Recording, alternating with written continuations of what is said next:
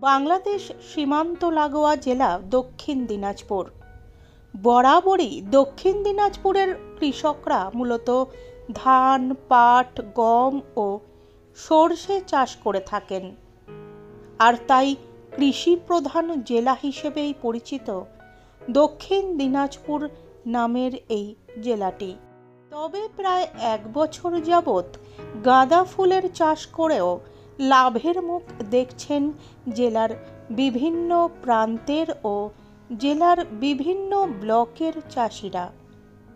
দক্ষিণ দিনাজপুরের কৃষকরা আগে মূলত ধান, পাট, গম ও সরষে চাষ করতেন।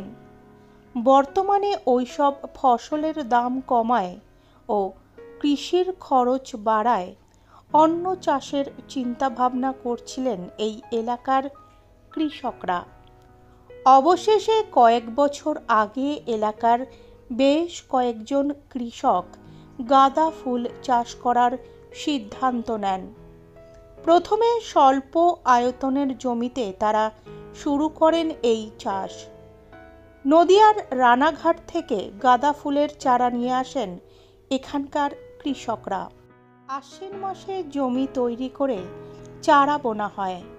সব মিলিয়ে খুব বেশি হলে 1 বিঘে আয়তনের জমিতে 13,000 টাকা খরচ হয়।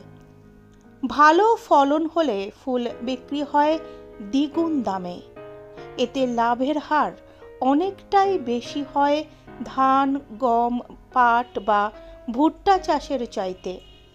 আর শীতকালে নানান অনুষ্ঠানে গাঁদা ফুলের চাহিদাও বেশি থাকে।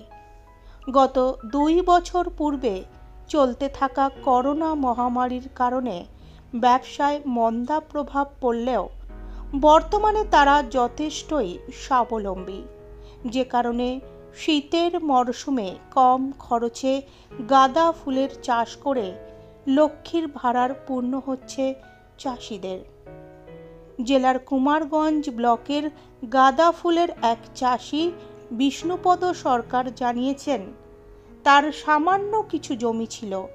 সেই জমিও অন্যের কাছ থেকে জমি লিজ, আঞ্চলিক ভাষায় যাকে খায় খালাসি নেওয়া বলে, এমনটাই করে তাতে গাঁদা ফুলের বীজ লাগিয়েছেন।